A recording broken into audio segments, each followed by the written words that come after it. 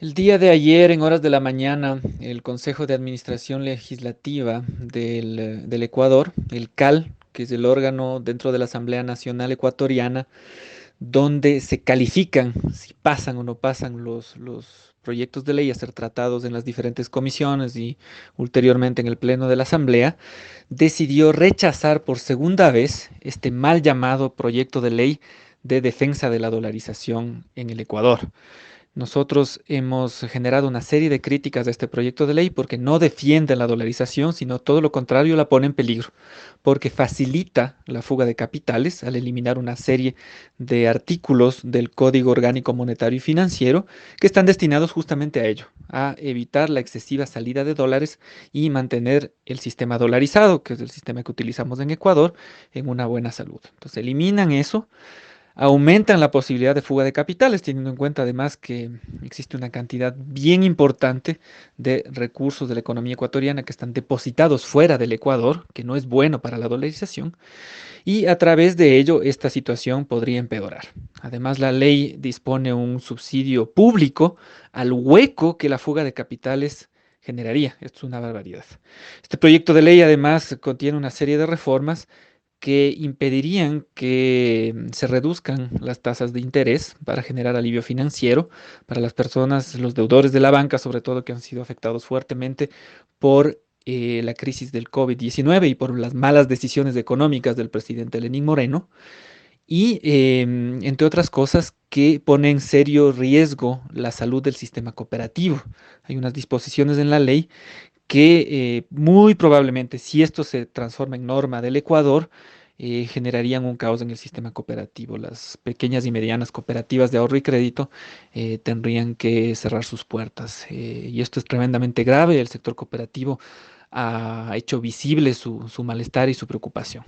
En todo caso, el Consejo de Administración Legislativa, mirando estos elementos y sobre todo centrándose en los elementos de inconstitucionalidad del proyecto de ley, porque el proyecto de ley, de manera contraria a la Constitución ecuatoriana, plantea que el Banco Central del Ecuador se ponga en manos privadas. Eso sencillamente viola lo que dispone el artículo 303 de la Constitución, que dice que el Banco Central tiene que estar manejado por los miembros de la función ejecutiva. Entonces, no se puede poner esto en manos de privados. Peor aún, como dispone el proyecto de ley, a través de las condiciones para ser miembro del directorio del Banco Central, básicamente gente que tenga experiencia en la banca y que hayan sido viejos reguladores.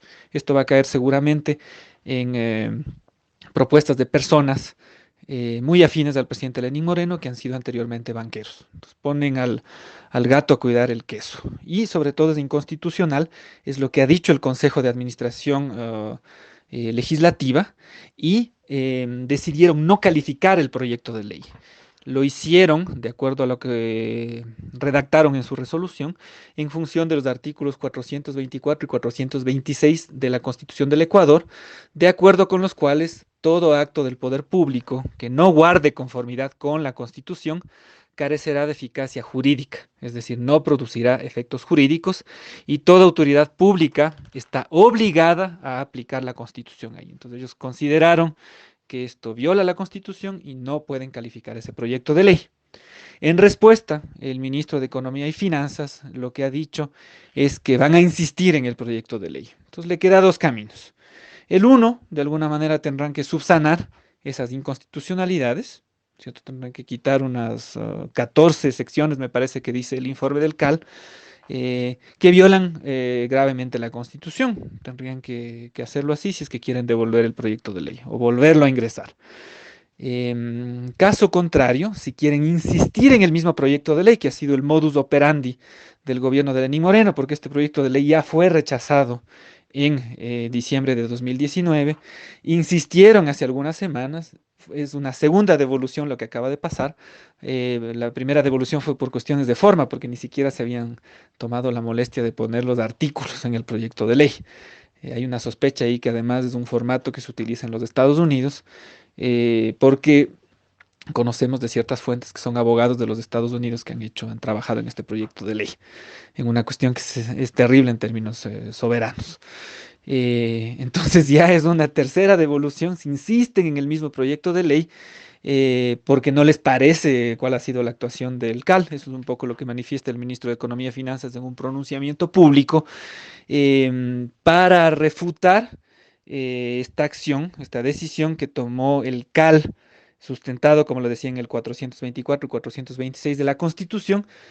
Tendrán en último caso que hacer una consulta a la Corte Constitucional, tendrán que seguir el debido proceso, ¿no? Que es una cosa que el gobierno de Lenín Moreno no ha hecho ya desde hace mucho, mucho rato. Yo pienso que si vuelven a tratar de estropear el debido proceso, lo que el CAL va a hacer, ¿no es cierto? Si insisten en el mismo proyecto de ley, si no les hacen caso, si no tienen una debida justificación jurídica al respecto, el CAL tendrá que rebotarles de nuevo la ley, ¿no es cierto? Están insistiendo en un proyecto de ley, con esto termino, em, que lo que busca es perennizar el modelo económico fracasado que ha puesto en marcha el presidente de Lenín Moreno, retomando el programa económico de Guillermo Lasso, actual candidato a la presidencia y candidato a la presidencia en 2017.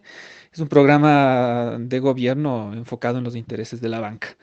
Este programa ha fracasado, la situación económica del país lo muestra y lo que quieren es, más allá de los resultados electorales del 11 de abril, garantizar que ese modelo económico persista y incluso si es que no es del candidato banquero Guillermo Lasso, sino su candidato opositor Andrés Arauz, que tiene un programa económico distinto al de él, clavarle un ancla al programa económico que él ha planteado.